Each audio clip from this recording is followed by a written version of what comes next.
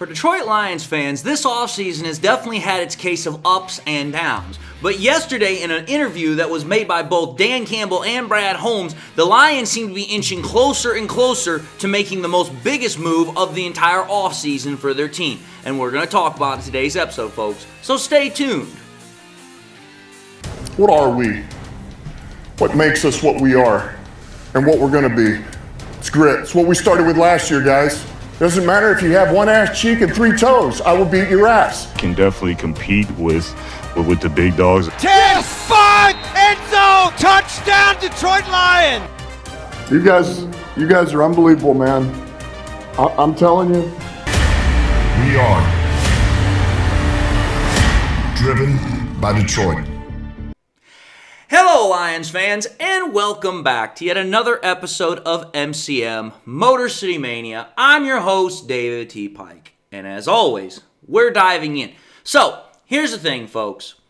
I've said it multiple times on my channel, and I have believed it, stuck to it, and have held on to it emphatically because I 100% believe in what I say whenever I put content out in front of you guys. Because if I didn't, then it would kind of defeat the point of being a podcaster. I'm not the kind of person that, just makes content just to make content. I believe in what I say, and that's why I put it out there.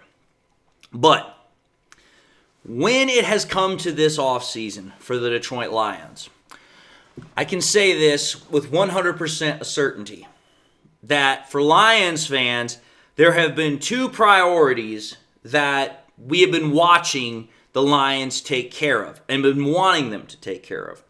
The first priority, which I believe the Lions to this point have done a very good job of doing, is adding talent to fill spots on the roster that needed to be filled, that needed to be corrected. And obviously, it is my wholehearted opinion that the Lions are not yet done in that category. They have made some acquisitions that, as I have continued to look at it, I've continued to reason with it, I've continued to come to my own conclusions that I think the Lions have done rather good. The biggest moves, obviously, are the signings of, Kevin Zeitler, obviously the signing of DJ Reader, and the trade of Carlton Davis. These are all big moves. These are all moves that I expect to some degree, some maybe more than others, are going to have a massive impact on how the Lions perform in this upcoming season. And for a lot of Lions fans, the news of these acquisitions was warmly received, and the news of these acquisitions is definitely, a big deal for us.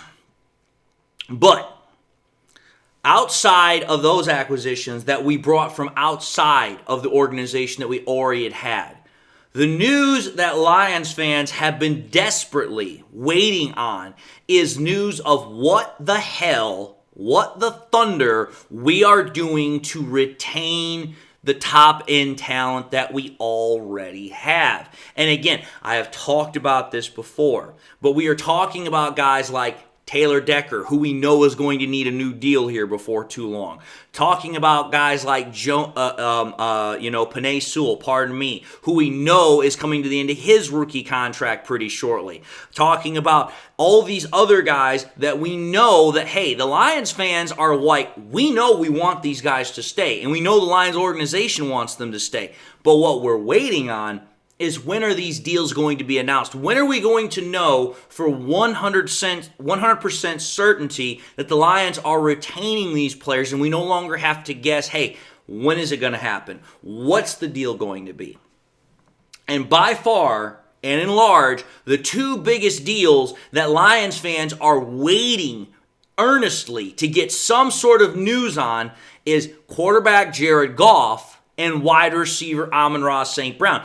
And the reason why we are particularly waiting on news of these deals is because these are the ones that this offseason have been talked about with a lot of expectation. There has been a lot of speculation. There's been a lot of rumors about how the deal's going to go down, when the deal's going to go down, and what the deal are going to potentially look like for both of these players. And again, I've talked about it on my channel already several times, both Amon-Ra St. Brown and Jared Goff. And it's like, listen, the The rumors and the news that we've heard about Amon-Ra St. Brown is that the Lions are actively engaged with him to try and get him under contract for a long-term deal. The supposed speculation is, the supposed rumor is that the Lions are looking to give Amon-Ra St. Brown a $26 to $28 million on average a year deal. That's what we supposedly heard. We heard that the Lions were in negotiations with Amon-Ra St. Brown and his representatives while they were at the scouting combine. And we've been hearing reports that they have been working on a contract ever since, the start of the offseason.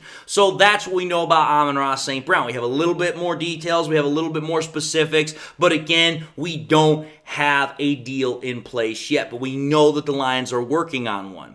Then we have Jared Goff. Jared Goff is a little bit more vague as far as what we know as far as the deal specifics. We don't know exactly what the Lions are trying to give Jared Goff, but it has been rumored, it has been speculated that the Lions are probably going to give Jared Goff a deal that ranges anywhere from $40 million on average a year, probably up to about $50 million on average a year. And again, I've talked about a potential deal that I think the Lions could potentially give him, and I've talked about other people that have come up with a random contract that they came up with that they think the Lions could give him. Again, contracts that are like, 4 years, $180 million. I came up with a contract of 5 years, $229 million.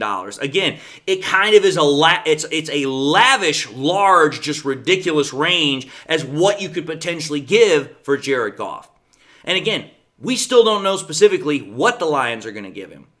But what we now can say with 100% certainty is that the Lions are committed 100% to getting these guys under contract. How do we know this? Because it's specifically what Dan Campbell said at the conferences that he had yesterday, because he had a press conference that came out. The Lions put it on their official channel, and Dan Campbell said, when asked about the whole situation with Amon-Ra St. Brown and Jared Goff, he said that they are committed. He said that is still their two biggest priorities, is to get those guys under contract. And I keep saying this because it is the truth.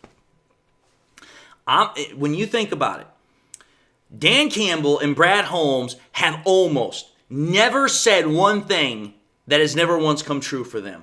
And whenever they speak, whenever they have something to say, it is very, very important to pay very particular close attention to not only how they say it, but what is the actual substance of what they're saying.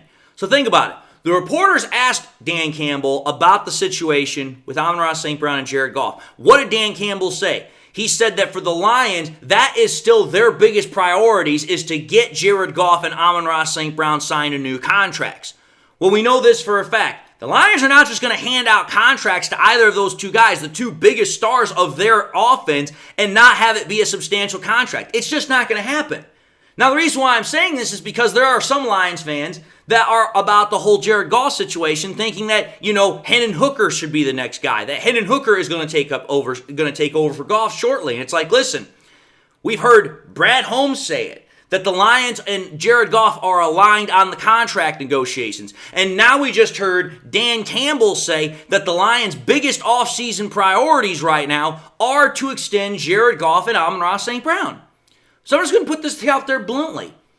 The Lions and the players that we're talking about, Amon-Ra St. Brown and Jared Goff, they are not going to sign short-term deals. That's not what players do. If you are a good player, you know you're a good player, and you have a ball club that's interested in retaining your services, you are not just going to sign a 1 or 2 year deal to remain with the ball club. You are going to sign, at the very minimum, a 3 to 4 year deal that's going to have a substantial financial investment, so that way you have the security of your job with said ball club, but at the same time, you know that the team is financially invested in you. So when I hear people, particularly talking about Jared Goff, like, oh, you know what? The Lions aren't really all that interested in him. This is going to be Goff's last year as the starting quarterback. I just sit back and I literally chuckle at people like this. I do, because I'm like, what fantastical fantasy world are you living in? What makes you think that the Lions are not interested in retaining Goff? What makes you think that the Lions are somehow working some Machiavellian master plan to say, you know what? We're just going to put out all this information and we're still going to trade Jared Goff so that way we can bring in Hendon Hooker next year. I've said this multiple times about the whole Hendon Hooker situation. Hendon Hooker was to fulfill one specific thing. And it's exactly what Brad Holmes said when we drafted him, to bring stability and to improve the backup quarterback position. That's it. And the reason why I can say that is because the Lions, throughout the entire process of having Jared Goff as the starting quarterback, and now through the process of trying to re-sign him to a new deal, have never once wavered in their commitment to Jared Goff. They have never once said, listen, we're not really interested in Jared Goff. We're not really trying to sign Jared Goff. Every single time that the contract, conversation has been brought up about Jared Goff, both Brad Holmes and Dan Campbell have said, we're committed to bringing back Jared Goff. We're committed to keeping him here in Detroit. We have a top priority to bring him back. Yet for some reason, when you talk to certain Lions fans that are all about Hendon Hooker, they literally are like, yeah, that's just a whole bunch of fluff. That's a fluff piece. The Lions aren't really all that interested. But it's like, Brad Holmes and Dan Campbell have been here 3 years. Name one time where they've lied to the Lions faithful. Name one time where they've lied to anybody when it comes to their business about how they're running the team or when it comes to contract negotiations. You'd be surprised. It's not that often, if at all, if I can recollect. So it's like when I hear Brad Holmes and Dan Campbell say what they're saying about Jared Goff, I know for a fact it's going to get done. And when it gets done, there's going to be a lot of Hendon Hooker fans that are going to be pissed. Sorry to put it so bluntly. Sorry to put it out there so, in your face, but it's the truth. Now, when it comes to the Amon-Ra St. Brown situation, I've said this too about it. Amon-Ra St. Brown deserves a contract as large as that. I know that I've seen some Lions fans that have dropped comments on my channel like, no, I wouldn't pay that guy that much, even if it is Amon-Ra St. Brown. I'm like, why the hell would you not pay him? Think about it. Amon-Ra St. Brown, every single year that he's been with the Detroit Lions, has gotten statistically better and better as far as production, but at the same time, his impact, his importance to the Lions offense has only gotten bigger and bigger. I'm just like, dude, I know that $28 million for a wide receiver is a lot of money, but let me ask this one question here. What kind of an offense would the Lions have without Amon-Ra St. Brown as their leading wide receiver? It would be vastly different. It would not even be close to the same offense. So for me, it's like, for a guy that has the impact, the importance that Amon-Ra St. Brown has, you pay the man. Again, I hear people that are talking about in the offseason about, the Lions need to go out and they need to spend top dollar to get these free agents. So, wait a minute here, back up. You're all about going out and spending free agent money on guys that we don't know anything about. We've just seen them play with other teams, but yet you wanted to get stingy. You're not wanting to pay that top dollar for guys that have performed in Honolulu Blue and Silver because of what reason particularly again? Oh, that's right. Maybe just because you just don't think that's as sexy or as big of a storyline maybe. But it's like you want to go out and get guys that are free agents from other teams and spend top dollar on them. But for guys that we've already seen perform for our team that have done well, when we're talking about Jared Goff getting $40 to $50 million a year or Amon-Ra St. Brown getting $26 to $28 million a year, there are people that instantly balk at those numbers. But yet when it comes to talking about other free agents that we've not seen play for us, we're not going to really have that kind of a conversation because that's just the nature of doing business. That's why when I have these conversations with people, again, I kind of chuckle because it's like, so you're fine with it on one hand, but on the other hand, you instantly are like, nope, I don't want to do that because that's just too expensive for me. That's why I love the offseason because it always kind of shows me, okay, who's really understanding the situation here for what it is? I'm never going to intentionally call a certain person stupid, but there are certain thought processes, there are certain ideologies that I've heard from fans that I'm just like, I'm really questioning the logic. I'm really questioning the thought process, the thought power that was put into it when I hear it and or read it. But again, I'm never going to call any one particular person an idiot or stupid unless either one, they 100% deserve it, which the only person I've ever done that for is with certain members at Woodward Sports. Wink, wink, nudge, nudge. And that's about it. But anyway, I just figured I'd put this together because I know that for me, this is a battle that I have long toted the banner for, and I'm going to continue to tote the banner for because I 100% believe that the Lions are interested in making sure that they keep their own, and that includes Jared Goff and Amon-Ra St. Brown. And when it comes to those two, particularly Jared Goff. But anyway, having said all that, I'm going to end the episode here, and I just want to say and tell everybody, thank you all for watching another episode of MCM Motor City Mania. If you like what you saw, by all means, I highly encourage y'all to watch the next episode. Also encourage y'all to do one of these 3 things. Like, comment, and subscribe to the channel. If by chance you subscribed in the past, forgot to do so at the time, or you just subscribed and not had a chance to do so, again, please subscribe. It helps out the channel. And I'm thankful for each one that I can get. But I also want to say, please, after you subscribe, make sure you turn on that bell notification icon as well, so that way you never miss any more content that I push out. Again, I always want to make sure you guys turn that on because that allows you guys to know whenever I got something new out and you guys can jump right back into the channel. Also encourage y'all to share this content with your Lions friends and family members. Share here on YouTube, share it on Twitter, share it on Facebook, share it anywhere and everywhere you can with everybody and anybody that you can. The more you share it, the more we can share it.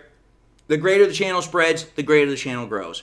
And with that being said to everybody, I just want to say, hope y'all are having a great day. Hope y'all have something that makes you happy. Hope y'all have something that makes you smile. And I just want to tell you all, God bless. Hope y'all enjoyed the content. And until the next time we meet, I'll see y'all in the next episode.